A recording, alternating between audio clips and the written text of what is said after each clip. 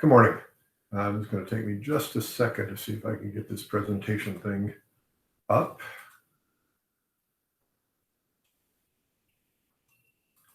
Maybe. I think this might work. Yeah. That was awkward. Good morning or afternoon or evening, depending upon when you are listening to this. I'm Kevin Horst. I'm a mental health professional for Northeast Metro 916 School District. And I'm going to be talking about depression, especially as it relates to students for obvious reasons rather than adults. Just a little bit about my background. I am a psychologist, not a school psychologist, the weird kind. Much of my experience has been in mental health day treatment, where kids would come to a day treatment setting for most or all of their day because the level of their mental health issues precluded them from being successful in school. I went into that role partially because, or actually in large part because, when I was doing outpatient therapy, when kids and families would come in and see me once a week, I would talk to people in schools and became pretty jealous about their ability to form relationships with students, because they were with them 6 hours a day and I was with them 1 hour a week. It became very apparent to me very quickly that in many ways they were able to have a greater impact on kids' lives than I could. And I'm not denigrating outpatient therapists. They really, really do provide a valuable service for kids. It's just that I wanted to work with kids who had a little bit higher end of need that could benefit from 1 hour a week.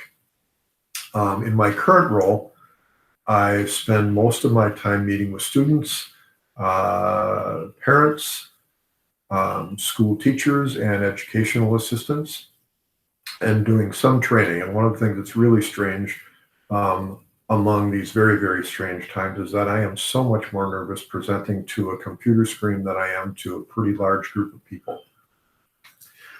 So when I stumble over words, I'm not really able to see how much people out there are kind of making fun of me, and I'm not able to recover from it as I could. Anyway, I'm not making this any better, am I?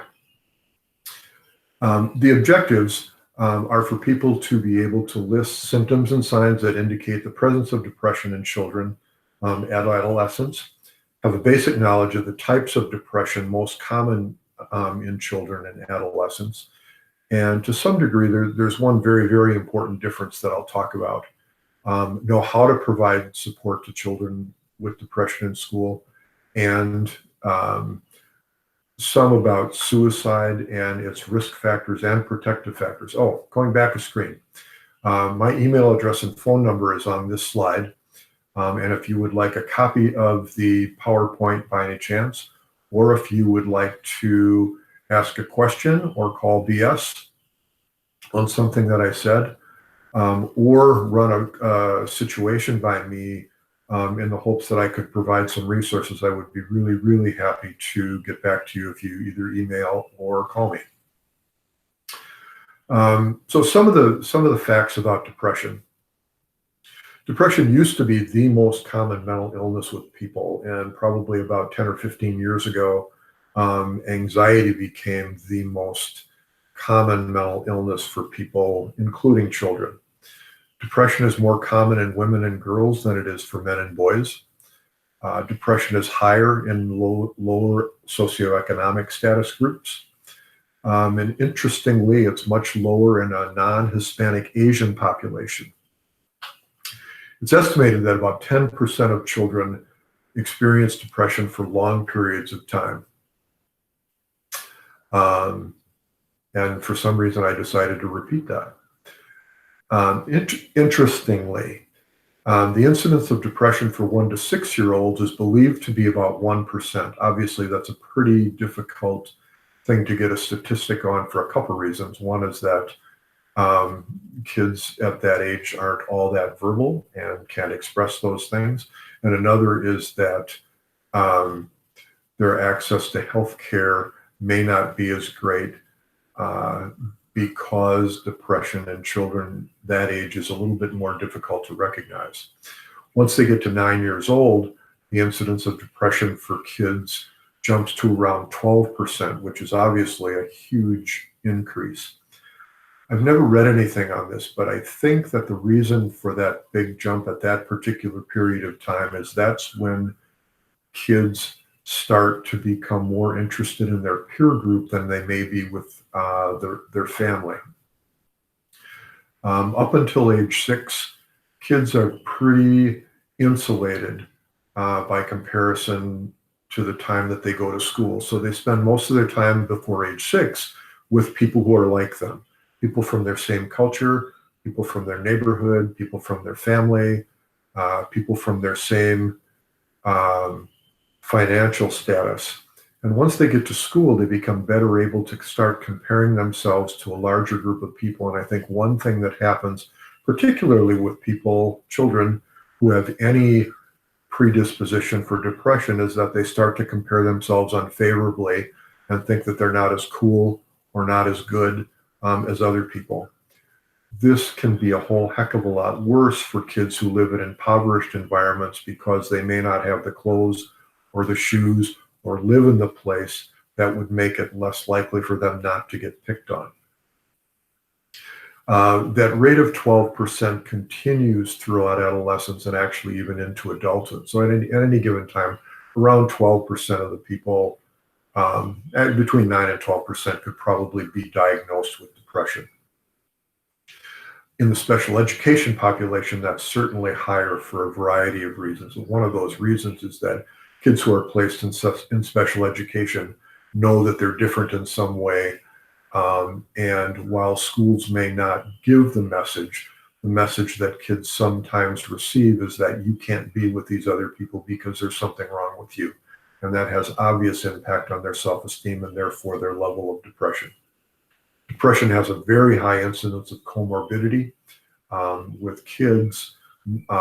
Many kids who have depression also have an anxiety disorder.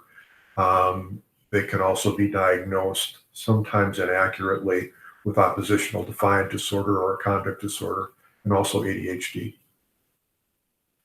It's important to be able to differentiate between sadness and depression because they are very different. Sadness is a normal human emotion and everybody has it. Everybody is sad sometimes. Sadness is generally triggered by a situation and we're sad about something, and not always, but usually we can say we are sad about this event or this circumstance. Sadness usually fades with time, and if it doesn't, then it becomes depression. And with sadness, long-term functioning usually isn't impacted in any important way. Conversely, depression is abnormal. It's a mental illness, and most people do not experience depression. About 20% of the population will experience depression at some point in their life, and then at any given time, probably between 9 and 12%. With depression, the reason is often unknown. People are often able to say, I don't know what's wrong with me. I have a really good life. I just feel lethargic and I can't sleep and I think I'm no good and I experience inappropriate guilt. Depression may fade and may reoccur with the case, as is often in the case with major depression. And really the biggest thing about depression that makes it kind of bigger deal than sadness is that it impacts almost all facets of life. Many people don't know that, especially children, and a little bit later I'm going to talk about the importance of educating children on what depression is, because once if someone is experiencing depression and they don't know what it is, that's a bigger deal and makes their life more difficult than if that depression is named. So these are some of the general symptoms of depression. This is kind of an inclusive list. One of the difficulties with diagnosing depression and separating it from some other mental health disorders is that so many different things can indicate the presence of depression. I'm not going to go through all of those because I'll talk about the important ones in subsequent slides, but those bottom ones, if there's self-injurious behavior, serious self-disparaging comments, kids talking about wanting to be dead or wanting to die, and if they have suicidal ideation or suicidal behavior, it is extremely important to let someone know. and someone who can both intervene maybe from school, and oftentimes schools are the place where mental health intervention gets started. It's also extremely important that that information gets to a parent. If you can imagine what a parent or anybody would feel like if a school person had information that a child may have some suicidal ideation, the parent doesn't find out about it, and the student attempts to take their own life, that would obviously be a very, very big deal. What all forms of depression have in common are the presence of these things: sad, empty feelings, and or irritable mood, and accompanying somatic and cognitive changes that significantly impair their functioning. Some of the cognitive changes include it decreases their ability to concentrate. They often feel inappropriate guilt and blame themselves for just about everything, and have inaccurate perceptions of the world around them. So some of the types of depression that I'm going to talk about, and these are the ones that are more common with children, are major depression, persistent depressive disorder, and disruptive mood dysregulation disorder. Major depression disorder is the one that's most commonly talked about or most thought about. And that's the one where people feel a depressed mood for most of the day, almost every day. They have insomnia almost every day or every night. Unintended weight loss or weight gain, feelings of worthlessness, inappropriate guilt, recurrent thoughts of death, suicidal ideation without a specific plan, or suicidal attempts and suicidal ideation with a specific plan.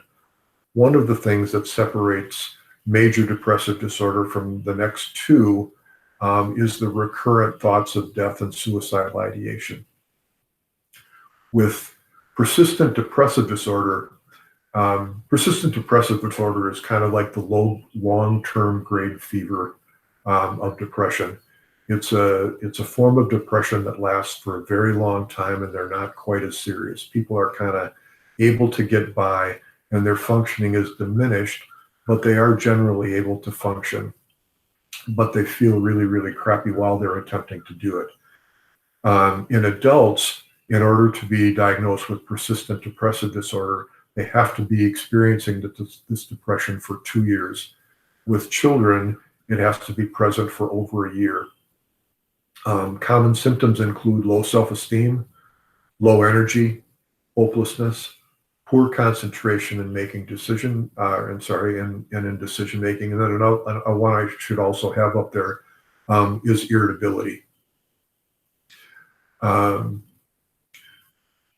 Disruptive mood dysregulation disorder is a comparatively new diagnosis that came out with the last DSM, with the DSM-5, and it's really been a helpful one, because prior to having this diagnosis available to clinicians, many would end up, including myself, would end up diagnosing kids with bipolar disorder. And a major problem with that is that bipolar disorder is a biological problem, and therefore it pretty much has to have medicine included in its treatment regimen, and that was inappropriate for many kids. Really, a lot of those kids had disruptive mood dysregulation disorder, which is characterized by severe and recurrent temper outbursts, and that can be shown verbally or behaviorally with aggression toward people or property, and it's way out of proportion with the situation. So kids with disruptive mood dysregulation disorder, when they hear something like, "Would you please get out their math book?" They have a major behavioral or emotional response that includes pretty big temper outbursts and oftentimes aggression. Those outbursts have to be inconsistent with developmental level, so you would never ever diagnose someone who is 2 years old with disruptive mood dysregulation disorder, because the terrible twos oftentimes include those kinds of responses. And that's really not a mental health disorder. That's just a developmental thing that happens with many kids. Another characteristic of disruptive mood dysregulation disorder is that children's mood between their outbursts is irritable or angry most of the time. So these are kids who rarely smile. They walk around looking pretty ticked off most of the time. And when they're not ticked off, they may be having like full-blown temper tantrums. It's very important to remember that even though this looks like a behavioral disorder, something like oppositional defiant disorder, um, it is a depression and needs to be treated as depression, not a behavioral disorder. Treating a child with depression as if they're having a behavioral disorder and doing a lot of limit setting um, rather than some other kind of talk therapy interventions can make depression worse. How can you tell?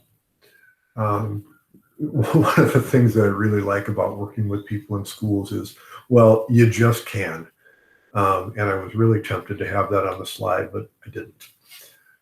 School people are really, really good at being in tune with their students, and when there's something going on with them, their ability to recognize that is oftentimes inspirational to me. When you get that feeling that there's just something off and they might not be feeling okay, and if that goes on for a long period of time, it's a really good time to start thinking about that and talking about that with colleagues. And if other people are experiencing the same thing, it's a good idea to talk about that and come up with a plan. There are a lot of screening tools out there that are available. One that's been around for a very, very long time is the Beck Depression Inventory. And if you look that up on the internet, it's easy to find. It costs a little bit. One of the really good things about the Beck Depression Inventory is that it's a very, very short screening tool, and it's real easy to fill out, and it's not difficult to score. In fact, you don't even really need to score it. You can just kind of take a look at the responses. I believe there are 10, and get an idea about whether or not people may be experiencing depression and how severe it may be. The Strength and Difficulties Questionnaire is about a 30-item survey that can be completed by parents or teachers that asks about depression, as well as a number of other difficulties like ADHD and anxiety. And again, that's a pretty quick screening tool. The behavioral assessment for children, or BASC, many of you know about. That's used in a lot of special education evaluations, and that can be filled out by teachers, parents, and by students. And that also can be used as a screening for things like depression and anxiety and ADHD and things like that. If you get the feeling that a child may be experiencing depression, one of the things that is important to do is have that conversation and ask the question if that fits with your role. And if it doesn't, for some reason, it certainly does fit with a school social worker's role. And saying things conversationally like, you look like you're hurting, is there something going on? Or would it be wrong if I said that you look like you've been really, really sad for a while? I believe that having questions phrased in that way is beneficial because it gives something to them in addition to just saying what's going on with you. So if you add a thing like, it looks like you're hurting, it adds a little bit of more of a relational element. And I'll talk about that a little bit more later on. If you get a sense that depression may be an issue, it's important that somewhere along the line, someone asks, has it gotten to the point of you thinking about hurting and killing yourself? Sometimes people wonder whether or not I've had parents say, if you ask them that question, that's going to put them in their head. And that's just not true. If that's not in their head, something will happen like what happened to me one time when I asked that question of a kid who I thought may be depressed. And he looked at me and he said, "What are you, nuts? I'm sad. I'm not going to effing kill myself." And despite the fact that he used it in those terms, I was like really both a little bit amused and very, very relieved. Suicide and depression. The good news, not very many people take their own life. And despite the fact that it's not a real common thing, the devastation that occurs when someone does take their own life make it an extremely important thing to be aware of, and have the capacity to recognize and intervene. It is the second leading cause of death in school-age children, behind accidental injury or death. The bad news is we're not very good at determining who's going to take their own life, and the incidence is increasing. Since about 2000, I think since about 2000, it's gone up about 15%, along with the incidence of anxiety disorders. Social media, and I'll mention this a little bit later on, is thought to be one of the reasons that it's on the increase. Another part of the bad news with we're not very good at determining who might take their own life is the fact that many times people in psychiatric hospitals will say that they really have no suicidal ideation, and then when they get discharged from the hospital, they do take their own life. I'm really sorry, that's an alarm clock.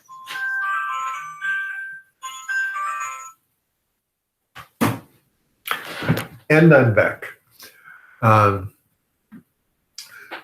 Depression is the leading cause of suicide, and I'm sure that goes without saying, and it seems even silly to say. Other things that are highly related to suicidality are chemical use, alcohol use, and impulsivity. And if you have all 3 or 4 of those things going on, it's really important that that person gets some help with that, because that combination can be a very strong indicator of suicidality.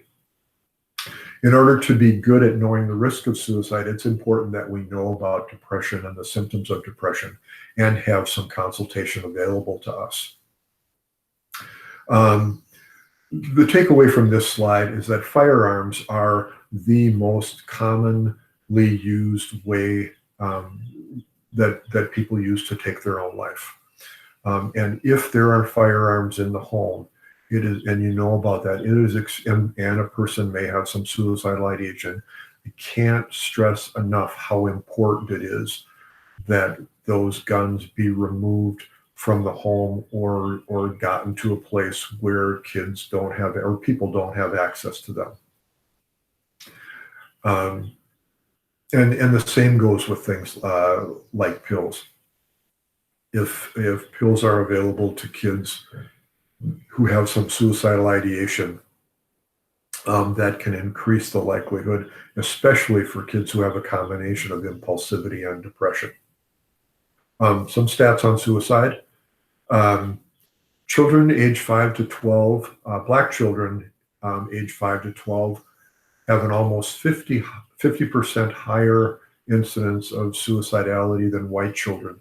Once they get to be 13 years old, that trend is reversed, and I really don't know why, it just is. The rate of suicide for children 12 to 19 is double that of kids 5 to 11. About 17% of high school students at one point in their life seriously consider suicide. Boys, especially younger boys, are 80% more likely than girls to take their own life. And while more girls are depressed than boys, boys are more likely to take their own life. And when 13 Reasons Why, the Netflix series that was released, I don't know, I think it was probably 3 or 4 years ago now, there was a 28% increase in suicides in Americans 10 to 17 years old. So hearing about it can increase the likelihood of taking their own life, because it becomes, I think it becomes something like, oh, that's something that people do, maybe I should think about that. And that's also one reason why if you read newspaper accounts from 10 years ago about someone who took their own life, the means or method that they used to take their own life would be listed, and that's becoming much more unusual. Now when it's listed, they just say that they died by suicide and usually don't include the means. Since 2009, there's been a dramatic increase in suicide nationwide and in Minnesota. And social media, as I mentioned, is believed to be a major factor in that increase. social media has allowed us to become so much more cruel without consequence. And unfortunately, kids use it. There was also a case that I'm sure many of you heard about, a court case where a mother ended up going to jail because she goaded one of her child's teenage friends into taking their own life. So some of the risk factors of suicide. So if students that you know have some of these things going on, it may be something that triggers something, thought in your head of, maybe I better check into this, or ask someone else to check into this. Relationship issues, breakups, um, early romantic relationships when they break up can be really, really hard on kids. And that may be a time when they start to believe that life is not worth living. Bullying is another thing that's related to people taking their own life. Being both a victim and or a witness to physical or sexual violence is a risk factor. Chemical abuse, I already mentioned that one. Confusion about sexual orientation is a risk factor, as is contagion. And contagion is the dynamic that occurs when someone knows someone who has taken their own life. The risk of someone taking their own life shortly after a friend of theirs or someone they know takes their own life is increased. And so it's important that if there is a suicide in a school, just about everybody in the school has screening available to them, but especially those students who were close to that person. I mentioned this one already. Access to weapons is a very important risk factor, and there's a strong correlation between gun ownership and suicide. Alaska is, I'm really sure about this. Alaska is the state with the highest rate of suicide and also the highest rate of gun ownership. The second highest rate is either Montana or Wyoming, and I can't remember which one, but it's one of those two. But it is important to know that gun ownership and suicide are positively correlated. And I know I'm repeating myself, but it bears repeating. If there are guns in the home, it's very important that they get removed if someone has some suicidal ideation. Some of the protective factors, these are some of the things that mitigate the risk for suicide. Community involvement. People who are more connected are less likely to think about taking their own life. And that's related to their self-esteem. People who are connected with other people have higher self-esteem, and people with higher self-esteem are less likely to think about taking their own life. Also related to that is people's life skills. Children who have good life skills and have resilience and are able to cope with stressors have higher self-esteem because they have that attitude like, hey, I can get through this. It may be tough, but I know I can do this. And that higher self-esteem, again, is something that mitigates the risk for suicide. Effective healthcare is another one. People who have good healthcare access are less likely to take their own life. And the last one, connectedness. This is where we come in.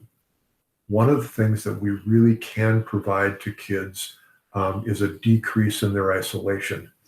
And we have the ability in schools to develop the kind of relationships with kids that would help us not only find out about whether or not they're having some thoughts about hurting or killing themselves, and if they're depressed, but also to do something about it. And one of the even though I've been doing this kind of work since about 19, that's none of your business. One of the things that I don't understand as well as I wish I did is the fact that just having someone listen to you helps you feel better. And just having the ability to say to someone, this is how I feel, helps that feeling become more manageable. That is a real thing, and that's one of the things that we can, and I know that teachers do on a daily, if not hourly basis at school. it's really important that we don't underestimate the value of just our presence for children. Sorry about that. How school staff can help. Be available, and I talked about that. Listening. It's important that we go easy on the advice and we spend more time listening than we do giving advice. We can give advice, but it's really important that people feel heard more than they feel like they need to listen to. Oftentimes, giving advice gives them one more thing that they feel like they need to do. And if they don't have the resources to do that, they end up feeling guilty and feeling even worse about themselves. Give as much as you ask. Everyone knows the importance of developing strong relationships with kids. And one of the things I think that we miss sometimes is the importance of self-disclosure. Relationship is a two-way thing. And if we think about, I need to get to know these kids in order to be helpful to them, that's 100% true. What's also 100% true is in order for us to be helpful to kids, they need to know us. And they need to know us as individuals rather than just roles. So it's important that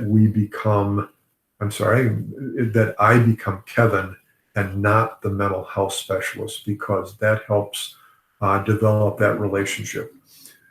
When talking about self-disclosure, that's gotten a bad rap in schools, because the danger of self-disclosure is that if we disclose too much, then that may confuse the relationship, and kids may start thinking that I need to take care of this staff person. But we can do some self-disclosing and talk about personal things in our life, like things like, our pets or the car we drive and things like that, and help us become more human to them, so that they're able to relate to us as human beings rather than to just our role. Bringing appropriate energy into a relationship is another way that we can support kids. Even though kids may be depressed, it's important that there is some energy, and we can come in a little bit more cheerful, and we don't have to match their energy or lack of energy. It's important that we don't do that inappropriately, obviously. And if we come in with too much energy or too much enthusiasm when they're hurting, that will kind of distance us from them. But it really is okay to bring some energy, and while being empathetic, we can also bring in a little bit of liveliness. This article that's referenced there was in the New York Times, came out, I think it was in May, and it was written in response to the COVID-19 pandemic. It's a really good article. It's an easy read, but it does do a really nice job talking about just the importance of talking about problems and how that can be helpful. And it also includes some brain research about why that can be helpful. So I would really recommend that people read that. Another thing that we can do is co-regulate. The thing I really like about co-regulation is that it really doesn't require a lot on our part. Co-regulation just refers to providing a safe presence with little expectation while a person processes through things. During this period of time, we can just sit down and slow down with kids and let them be who they are, and be empathetic, and provide some interaction without a lot of expectation. One of the things that we can do with kids when they're feeling depressed is distract them a little bit, and kind of don't get caught in that kind of downward spiral, but maybe bring something else into the conversation and say something like, I know this doesn't fit right now, but I know you have a dog. I'm just wondering how your dog is doing. And if you can get them to talk about that a little bit, that can bring a little bit more energy and help them think with a different part of their brain. And that can help them get to the point where they are more able to talk about what's going on. And that distraction, I don't mean to give the impression that that distraction is that's where it ends. The distraction is a mechanism that can help us get back to what's more important in that particular time, which is how they're feeling. So it's not moving the conversation away from what's important. It's just a different kind of a back door to get there. When kids are hurting, it's important to involve fewer people and involve fewer words. When people are depressed, one of the cognitive impacts is that they just can't think as fast. And when there's a lot of people and when there's a lot of words and when the words are coming very, very fast, it makes it much more difficult for them to process those things. So at those times, slow everything down a little bit. And that includes using language that makes it easy for them to join. When talking with someone who may be depressed, jargon usually isn't real helpful. A thing that can help with co-regulation is front-end loading of a relationship. And that just refers to developing a relationship before you need it. One of the things that I love about my job is I have the flexibility to walk around hallways sometimes and just talk to kids who sometimes I don't know them, sometimes I do, but I'll try to get kids in conversation. Oftentimes it's about my age and they're making fun of how old I am, and that's just fine with me. But if I can do that with kids, and when we can do that with kids, if we have to intervene during a difficult time, we're going into that with some relationship with them prior to the crisis intervention. And we may at that time be, oh, that's that person who talked to me about this or goofed around a little bit with me in the hallway, rather than, oh, this is the mental health specialist who's going to come in and mess with my mind. Modulating the emotional intensity, I already talked about that, and that's kind of bringing in some energy with people who have no energy at that time. Focus on affect. Many times, as I talked about earlier, especially kids with DMDD, disruptive mood dysregulation disorder, they show that depression through aggression, verbal aggression oftentimes. And in those periods of times, it's helpful to focus on the affect. So if someone that you suspect may be depressed says something rude or verbally abusive to you, rather than saying that's inappropriate, it's not okay for you to talk to me about that, it may be helpful, really helpful, to focus on their affect and respond with something like, whoa, what happened there? I wasn't expecting that. Are you okay? Because you only do that when you're not feeling okay. Is there anything I can do to help? And focusing on what may be driving that sort of behavior rather than on the behavior itself. The very best example of that was when I was working in day treatment quite a while ago.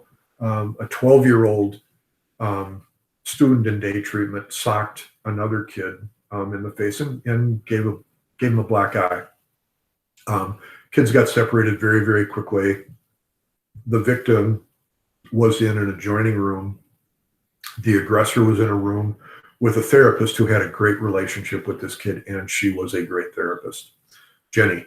So Jenny sits down with the kid, and I'm staying in the room because there's a fairly high likelihood that this could go south again, and this boy would need to be restrained. But I'm not really involved in the conversation. I'm kind of off to the side of the room pretending to do something. And Jenny sits down with the student, and rather than saying, we need to talk about what you did, that's not okay, her opening line was, I'm really sorry. It must feel really bad to you that you hurt your friend. And any guesses about the student's response when she said that? The student's response was he started crying, which was a very unusual thing for him to do. Usually he was the kind of kid who got other people crying. And once he did that, then Jenny followed up with, I'm really glad you let me, that you're crying. That's letting me know that you feel bad about it. We don't even have to talk about that anymore, about what you did. Let's just talk about how you can fix this. And about 15 minutes later, the two students were back together, and the aggressor was doing a very, very appropriate apology. And the reason that that happened so quickly is that Jenny focused on what she knew to be the underlying affect, not just the behavior.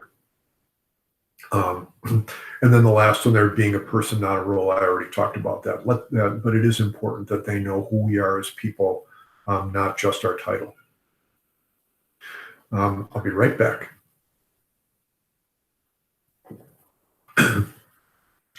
This slide is the basis for cognitive behavioral therapy, and cognitive behavioral therapy is a researched, very, very solid intervention that's used to help people who have depression. And this is something that we can do in school.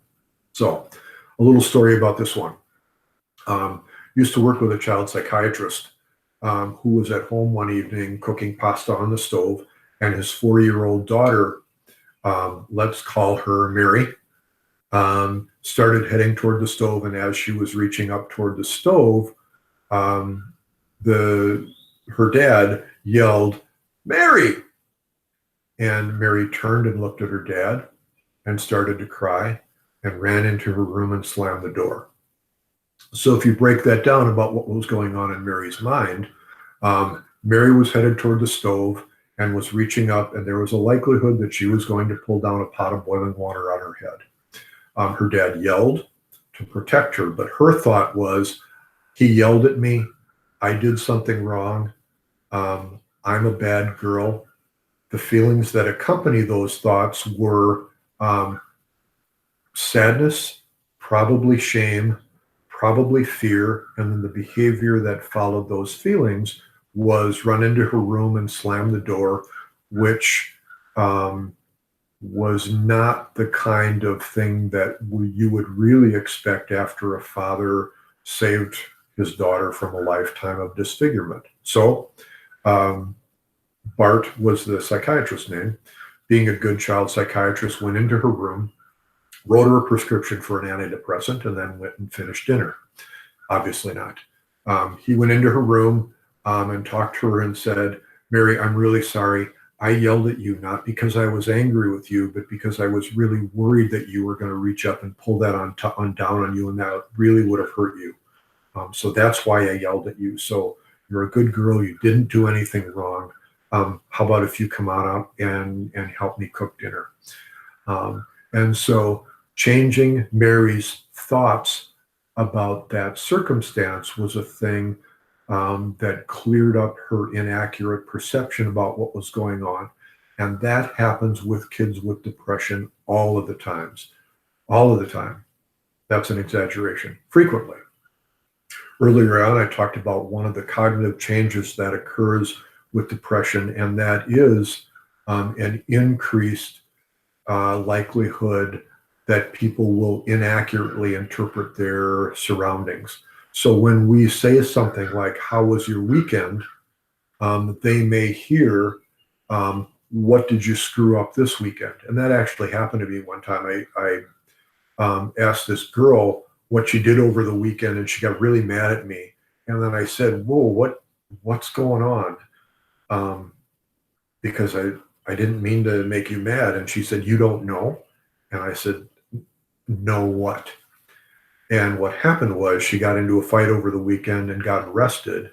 And she believed that my asking her what happened over the weekend or how was her weekend was a way I was trying to trap her into seeing whether or not she was going to be truthful with me. And once I said, wait a minute, I'm really sorry, I had no idea, I was able to correct that inaccurate perception, and things were once again okay. But when kids respond to us in unexpected ways, one thing that it's important that we think about is whether or not it's possible that they inaccurately interpreted something that we just said or did, or something that someone else in the room said or did. Lots of times, kids will be talking to each other, and someone will misinterpret what a peer says and respond with anger or with sadness.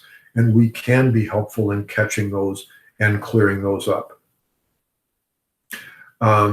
Another important intervention is teaching kids what depression is. Earlier on, I showed that slide about the difference in sadness and depression, and many people, especially kids, don't know that. Children are frequently not taught about emotions, and if they don't know about emotions and what they are and how they impact people, the likelihood that they're able to cope with feelings effectively is decreased. Once we're able to name something and we're able to say, oh, this is what's going on with me, we're more able to cope with it. That's really important, I believe, for everyone right now. Everybody is impacted by the need for social distancing and not being able to be at schools and do what we do. And a really large part of our identity has been taken from us because we're not able to kind of do what we do and be who we are. And when we can recognize that that's the reason we're having some feelings of isolation and increased sadness and maybe depression, that can be helpful for us and everyone in coping with that, because it becomes a thing that's happening to us rather than something that's wrong with us. Teaching kids about depression can be done individually and in groups. I have done classes with kids on depression where I give them a pretest about what they know about depression and then do a short presentation on what depression is. And that has led to some kids later on come on up and saying, hey, I want to talk to you about this because a lot of that stuff's going on with me. When intervening with depression, and this is another thing that people in schools do all of the time, and we can do, is support and protect kids, but not undermine their strengths. It's important that we support them and protect them, but it's also important that we don't do things for them that they're capable of doing themselves. Because if we do that, then we're going to inadvertently give them an implicit message that we believe that they're a little bit more hopeless than or helpless than they truly are. And that can be a message where there's something even more wrong with you than you think. So while we want to support them, we also want to have some expectations that they do the things that they are capable of doing. I already talked about this one, the focus on the underlying affect, and phrases or statements like, sorry, that must be awful, or what is that like for you, can be more helpful than talking about the behavior. When working with kids with depression, that is the second most common time that I look to other people for help. The most common one is when I have to make the decision, or when people I work with have to make the decision about involving child protection. That's the one that I tend to talk about most with people. But the second most common one for me is whether or not somebody may be having some suicidality and depression, and whether or not kind of the next step should be taken in terms of helping a student with that. Oftentimes, the next step after consultation is getting them some outside help. Excuse me. And the outside help starts with informing and talking to the caregiver or some other outside professional, and that's the referral part. And then, since depression is sometimes a biological issue, or if it goes on for a very, very long period of time, it's probably going to become a biological issue. Medicine is oftentimes an important intervention tool. When we do make referrals, it's important, I believe, that we have some ready. So if we make a phone call to a parent and say, I think it would be important that that your child get some help because I'm worried that they might be having some depression. It's important that we have some specific resources ready for them. 916 has a consult team that can be helpful with this, and your special education directors will know about kind of how to access that, or whether or not it may be appropriate for the school district, or if that's something that your school district wants to do. If you want to run something by me informally, I'd be really happy to respond to that. Please let me know. And lastly, when working with kids who have depression, it's and with any kind of mental health disorder, it's really important that we're aware of our attitude and how we're doing. And that's especially important now. 3 days ago, I was going to do this virtual meeting with a kid, and I was really aware shortly after I started talking to him that I was crabby. And I was kind of responding to him in a way that I didn't usually respond to him. And so once I became aware of that, I was able to kind of adjust how I was talking. But without that level of self-awareness, it's really more common that we may respond to kids or act in ways that we generally don't. Sometimes we're going to be tempted to avoid people who are experiencing pain. And it's one thing if we know about it and we're able to manage it, and another if we don't. During those times, I really encourage people to use colleagues and friends to manage kind of our own fear of going into that valley and our anxiety about doing that. So that's it. Thank you. And last time, if you would like to ask questions or just talk about any of the things that I've gone over in this, please feel free to use me as a resource. Thanks. Best wishes.